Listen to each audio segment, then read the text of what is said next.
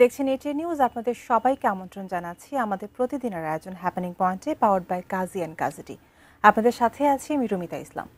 দর্শক, সাম্প্রতিক সময়ে আমাদের দেশের যে পাবলিক বিশ্ববিদ্যালয়গুলো আছে সেগুলোর ক্যাম্পাস বিভিন্ন ইস্যুতে উত্তপ্ত হয়ে উঠেছে। হামলা, ধাওয়া পাল্টা ধাওয়া এবং বিভিন্ন ইস্যুতে উত্তপ্ত বাক্য বিনিময় আমরা এখন রোজই দেখতে পাচ্ছি। এই বিভিন্ন ক্যাম্পাসগুলোর নিত্যনৈমিত্তিক খবরের বিষয় হয়ে দাঁড়িয়েছে। আর সাথে গণমাধ্যম কর্মী যারা আছে তাদের উপরে হামলার ঘটনাও ঘটছে। অর্থাৎ সামগ্রিকভাবে আমাদের যে পাবলিক বিশ্ববিদ্যালয়গুলো আছে সেখানকার অবস্থা আমরা প্রতিনিয়তই নেগেটিভ খবর দেখতে পাচ্ছি এবং বিভিন্নভাবে মত প্রকাশের যে স্বাধীনতা সেগুলো কিন্তু বাধাগ্রস্ত হচ্ছে এবং সাইবার বুলিংয়ের ঘটনা দেখতে পাচ্ছি। ছাত্র নির্বাচনগুলো ঘনিয়ে এসেছে, ডাকসু নির্বাচন 11 তারিখে। অর্থাৎ নানাভাবে শিক্ষাঙ্গনে যে অস্থিরতার যে বিষয়টি আছে সেটা কিন্তু খুব প্রকটভাবে আমাদের সামনে চলে এসেছে।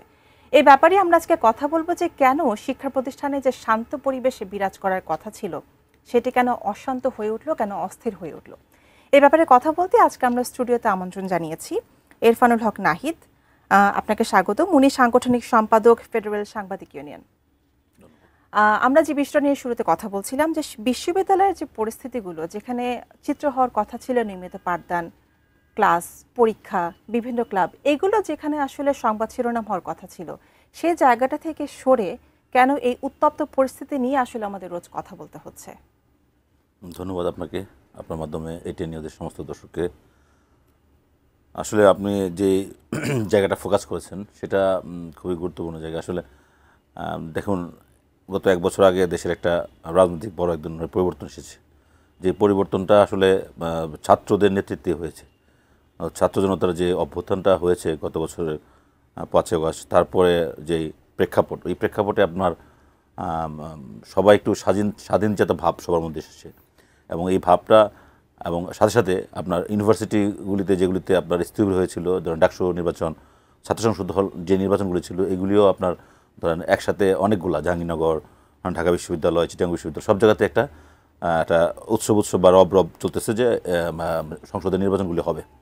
সেক্ষেত্রে সব প্রত্যেকে কিন্তু চায় তাদের যেই অধিকার বা তাদের যে আধিপত্য বা তাদের যেই ইয়েটা বাড়ানোর জন্য, এই বাড়ানোর যে প্রসেসটা করতে গিয়ে কিছু কিছু ছাত্র সংগঠন আছে যারা একটু বেশি বাড়াবাড়ি করছে। আমি নাম বলছি না। ধরেন আপনি দেখবেন যে ডিজিটাল প্ল্যাটফর্মের যে প্রচারণাটা, এটা আসলে মূল কারণ হয়ে দাঁড়িয়েছে। নানান ধরনের অপপ্রচার চলছে।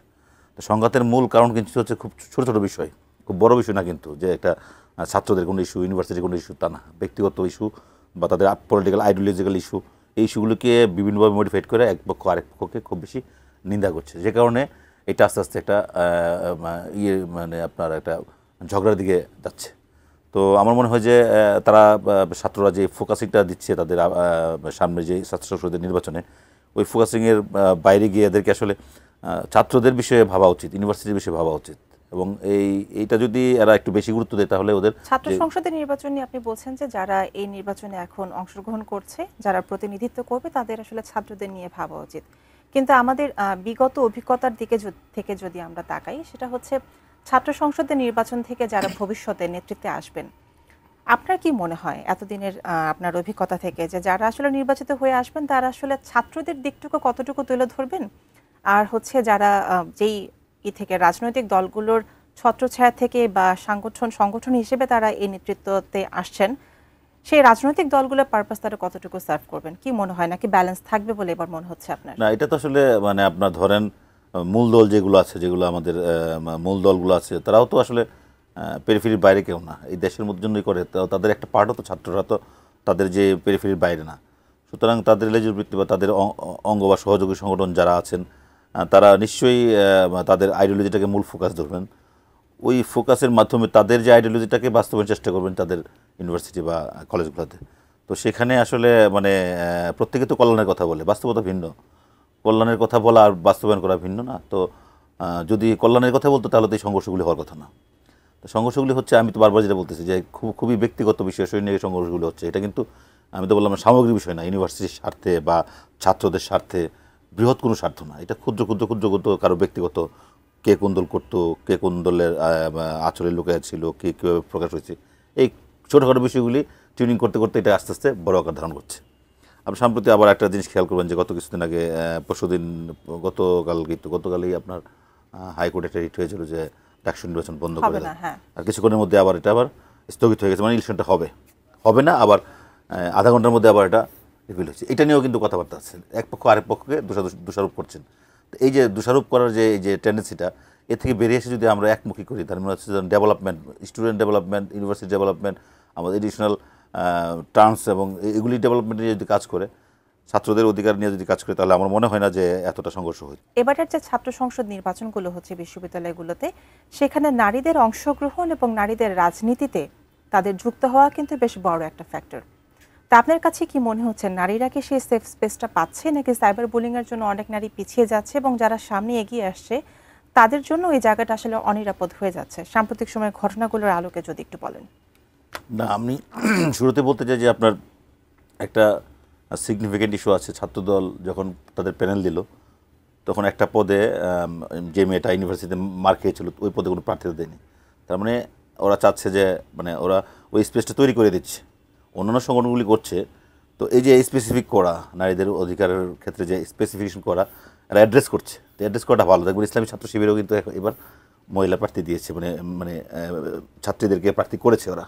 কারণ আগে কিন্তু ওরা মানে ওরা যে ধর্মীয় রাজনীতিতে বিশ্বাস করে, সেটা সেক্ষেত্রে কিন্তু তাদের এই মানে আপনি যে সংগঠনের কথা বলছেন, সেই সংগঠনকে ঘিরে কিন্তু আজকে ছাত্রদল আবার বিক্ষোভ করছে ঢাকা বিশ্ববিদ্যালয়ে। হ্যাঁ, আমি জানি, আমি বললাম তো। তো এই যে এরাও কিন্তু মানে তাদের ছকে থাকতে পারি নাই। সুতরাং বোঝা যাচ্ছে যে, আর ইউনিভার্সিটির পরিধিটা হচ্ছে আপনার বিস্তৃত। এটা তো আপনি ধরেন ইউনিভার্সিটিটা হচ্ছে আপনার ধরেন ওয়ার্ল্ডের সাথে এটাকে কম্পিট করতে হয়। এখানে আসলে নারী নেতৃত্বকে থামিয়ে রাখার কোনো সুযোগ নাই।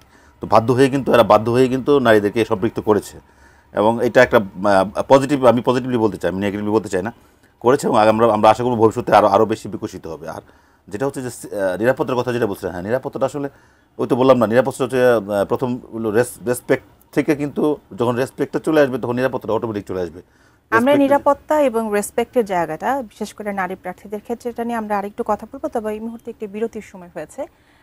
দর্শক, আমরা নিচ্ছি একটি বিরতি হ্যাপনিং পয়েন্টে। তবে এই আলোচনা দিয়ে থাকবো, ফিরছে একটু পর।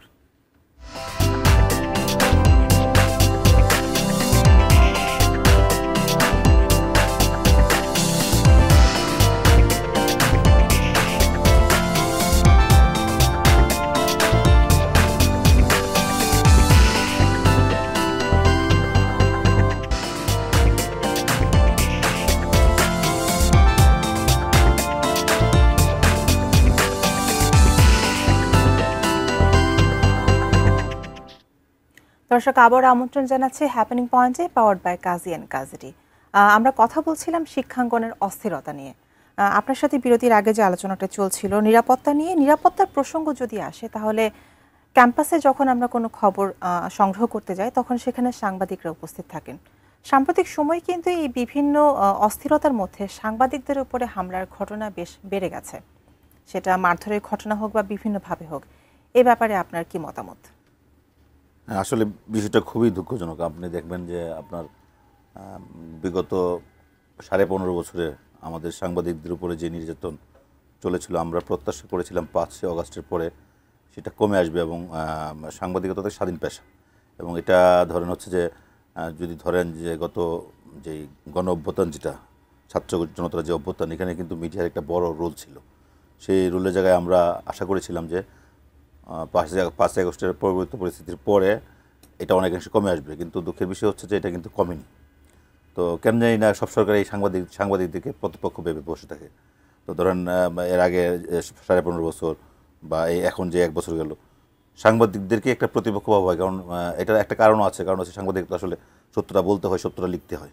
তো সেই জায়গায় ধরেন হচ্ছে যদি কোনো সত্য বিষয় তুলে ধরে কারো পক্ষে যায়, কারো বিপক্ষে যায়, সরকারের বিপক্ষে যেতে পারে। তবে সিগনিফিকেন্ট ইস্যু হচ্ছে যে আপনি ধরেন গত 2-3 দিন আগে প্রেস ক্লাবের সামনে, 3-4 দিন আগে আমাদের 2-3-4 জন সাংবাদিককে পুলিশ পিটিয়েছে। এখন যখন পুলিশ পিটাবে তখন তো এটা খুবই সিগনিফিকেন্ট, এবং এটা একটা মানে নিন্দনীয় কাজ। এবং এটা এমন নির্দয়ভাবে পিটিয়েছে যে এদেরকে হসপিটালে অ্যাডমিট করতে হয়েছে। তারপর গত পরশুদিন আপনার 2 জন সাংবাদিককে মতিঝিলে একদম ওপেন স্পেসে মারধর করেছে। এরকম ধরেন বেশ কিছু ঘটনা আপনাকে আমি বলতে পারবো। তো ইদানিং মানে সাংবাদিকদের উপর মানে এই যে হামলা বা সাংবাদিকদের নির্যাতনটা বেড়ে গেছে। আর বিশেষ করে আপনি ধরেন আমরা মুক্ত গণমাধ্যম বা স্বাধীন গণমাধ্যমের কথা বলছি মুখে মুখে, কিন্তু এটার চর্চাটা কিন্তু আসলে হচ্ছে না।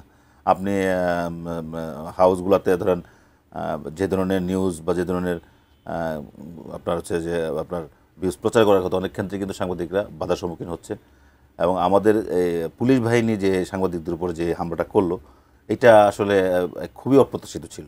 কারণ আমাদের সংগঠনের পক্ষ থেকে এটার বিষয়ে অনেক মানে নিন্দা জানানো হয়েছে, কিন্তু আমরা বিশ্বাস করি যে এই যে হামলা যেগুলি হচ্ছে এগুলি খুবই পরিকল্পিত। পরিকল্পিত কীরকম, ধরেন আইন শৃঙ্খলা বাহিনীর কথা যদি আসে, তারপরে আমি যেটা আসলে আপনার থেকে জানতে চাচ্ছি, বিশ্ববিদ্যালয় এবং সাংবাদিক এই সমস্ত বিষয়গুলো আসলে একে অপরের সাথে জড়িত। আইন শৃঙ্খলা বাহিনী, প্রশাসন এবং বিশ্ববিদ্যালয় কর্তৃপক্ষ, এই যে তিনটি বড় বড় বডি এখানে কাজ করে যে কোনো ঝামেলা মেটানোর ক্ষেত্রে, এখানে কেন বিশ্ববিদ্যালয়গুলোতে সমন্বয় থাকছে না? কেন আইন শৃঙ্খলা বাহিনীকে পাওয়া যাচ্ছে না, বা প্রশাসন বলছে আমরা পাচ্ছি না, বা প্রশাসন উদ্যোগ নিচ্ছে না, বা বিশ্ববিদ্যালয় কর্তৃপক্ষ কখনো যে কথা করার দরকার ছিল, যে কাজ করা দরকার ছিল সেটি করছে না, যেটি বলা দরকার ছিল সেটি বলছে না, যেভাবে থামানো দরকার ছিল সেভাবে থামাচ্ছে না? এই যে তিনটি বড় বড় বডির যে একসাথে কম্বিনেশন হওয়া দরকার ছিল, সেটি কেন হচ্ছে না? বিশ্ববিদ্যালয়ের প্রশাসন কি এমন করতে পারত আইন শৃঙ্খলা বাহিনী এবং প্রশাসনের সাথে মিলে, যাতে বিশ্ববিদ্যালয় ক্যাম্পাসের পরিস্থিতি শান্ত থাকতে পারত? না, দেখুন, সমন্বয়হীনতা তো একটা আছে। আপনি সব জায়গায় দেখবেন যে এই সরকারের, আমি ঠিক সমালোচনা বলবো না, একটা ধরিয়ে দেওয়া, সব জায়গায় একটা সমন্বয়হীনতা আছেই। সেক্ষেত্রে এটাও একটা মানে কমন কমন কমন নিয়ে। কিন্তু আপনি আইনশৃঙ্খলা বাহিনী বলেন বা প্রশাসন বলেন, এই যে চেঞ্জ আসছে, একটা বড় ধরনের চেঞ্জ আসছে সব জায়গায়, এই চেঞ্জের ফলে আসলে এই মানে এটা ফ্যামিলিয়ারাইজেশনটা হয় না ওইভাবে। পুলিশের যে মোরালিটিটা, এটা কিন্তু এখন 100% রিকভারি হয়েছে, এটা আমি বলবো না। কারণ পুলিশ একটা মানে এখন ধরেন সব থানা বা সব জায়গাতেই, শুধু ইউনিভার্সিটি না, ডিএমপি সহ প্রথম সকল থানাতেই পুলিশ আগে যেভাবে কাজ মানে অ্যাক্টিভ ছিল, মানে মানে ভালো মন্দ বলছি না, আমি অ্যাক্টিভ যেভাবে ছিল, অ্যাক্টিভনেসটা কমে গেছে। তাদের মধ্যে একটা আতঙ্ক কাজ করতেছিল, এটা অনেকাংশে কমার চেষ্টা চলতেছে, কিন্তু এটা এখনও পুরোপুরি হয় নাই এবং বড় ধরনের একটা চেঞ্জ আসছে। ধরেন মফস্বলে যে অফিসারটা ঢাকায় আসছে, সে ঢাকার যে কালচার, ঢাকার যে এগুলি রপ্ত করতে, হ্যাঁ, তারপরে যে টিচারগুলা মানে ধরেন কোনো দায়িত্বে ছিল না, হুট করে নানান ইকুয়েশনে তারা একটা বড় দায়িত্ব পাইলো। এই যে সমন্বয়হীনতা, অ্যাডমিনিস্ট্রেশন চালানো, তারপরে আপনার হচ্ছে পুলিশ চালানো, সব কিছু তো একটা ব্যাপক পরিসর আছে। এই পরিসরগুলিতে যখন একজনের প্রতি আরেকজনের যে আন্ডারস্ট্যান্ডিংটা যদি ফ্যামিলাইজ না থাকে, তখন কিন্তু হয় না। আর পুলিশ তো বললামই আমি, পুলিশের যে মানে মোরাল ইয়েটা ছিল, এটা অনেকাংশে নষ্ট হয়ে গেছে। ওনারা আগের মতো পারে না, অথবা ভুল করে, হয় পারে না, আরও ভুল করে। অনেক পুলিশে যারা আসছে, অনেক অফিসাররাই অনেককে চিনে না। তো আমি এই জন্য বলতে চাই যে আসলে এটা এই বর্নিংসটা তৈরি করা উচিত, এবং এটা কীভাবে করবে এটা আছে গভর্নমেন্ট জানে। কিন্তু আসলে এই যে ফ্যামিলিয়ারাইজেশন যে বিষয়টা, পুলিশ বা আপনি ধরেন হচ্ছে পুলিশের সাথে প্রশাসন, এই যে সমন্বয়হীনতা কাজ করছে, সেটা যে কারণেই হোক, কিন্তু সেটার আলটিমেট সাফারার কিন্তু হচ্ছে স্টুডেন্ট যারা আছে, যারা এখানে পড়তে আসছে, তারা। তো আপনার কি মনে হয় যে এই যে অস্থিরতা বিরাজ করছে সাম্প্রতিক সময়ে বিভিন্ন কারণে, বিভিন্ন প্রতিষ্ঠানে, সারা দেশ জুড়েই, এগুলোকে শিক্ষাঙ্গনে যারা পড়তে আসছেন শিক্ষার্থী, তাদের মধ্যে নেতিবাচক মনোভাব তৈরি করছে কিনা, এবং রাজনীতি থেকে তাদেরকে আরো দূরে সরিয়ে দিচ্ছে কিনা? দুইটা দিক আছে। হচ্ছে আপনি ধরেন 5 আগস্টের পরে যেই মানে মানুষের যেই জোয়ার সৃষ্টি, মানে স্টুডেন্টদের মধ্যে যেই সচেতনতা সৃষ্টি হয়েছিল, এটা প্রয়োজন আছে। যে কোনো একটা গণতান্ত্রিক রাষ্ট্রে দেখবেন যে সমস্ত গণতান্ত্রিক আন্দোলন বা সমস্ত অধিকারের আন্দোলন বিশেষ করে ঢাকা ইউনিভার্সিটি থেকেই উৎপত্তি হয়েছে। তো এখানে ধরেন হচ্ছে যে সেক্ষেত্রে এদেরকে মানে আপনি রাজনীতির বাইরে রাখার কোনো সুযোগ নাই। কারণ এরাই এখান থেকে দেখবেন যে সব নেতৃত্ব, যত বড় বড় নেতৃত্ব এখান থেকে এসেছে, ইউনিভার্সিটি, বড় বড় ইউনিভার্সিটি থেকে। তো আমার যেটা কথা হচ্ছে যে এটা দুইটা পার্ট আছে। একটা হচ্ছে যে আপনার ইতিবাচক, নেতিবাচক হচ্ছে যে ধরেন পরিবেশ যদি ভালো না থাকে, কোনো গার্জিয়ানই তো উৎসাহিত হয় না যে তার ছেলে বা মেয়েকে এরকম একটা পরিবেশে পড়াশোনার জন্য। আর এটা ইতিবাচক দিকে হচ্ছে যে আপনি ধরেন এরা যদি রাজনীতি সচেতন না হয়, তাহলে দেশ তো আবার সমস্যায় পড়বে।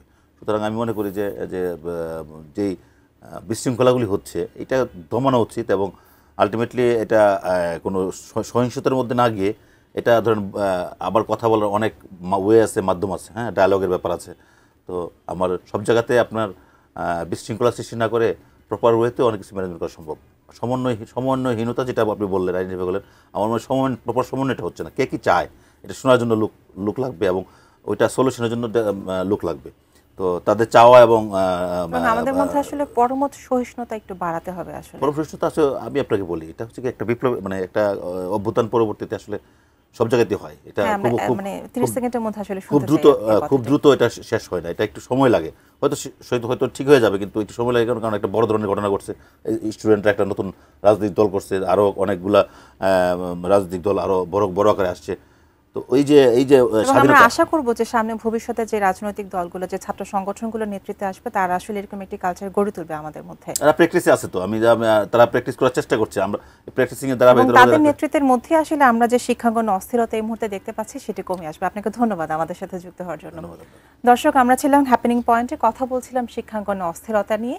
আমরা আশা করব দ্রুত শিক্ষাঙ্গনের অস্থিরতা কমে গিয়ে সেখানে সুষ্ঠু শিক্ষার পরিবেশ ফিরে আসবে। ভালো থাকবেন, সুস্থ থাকবেন।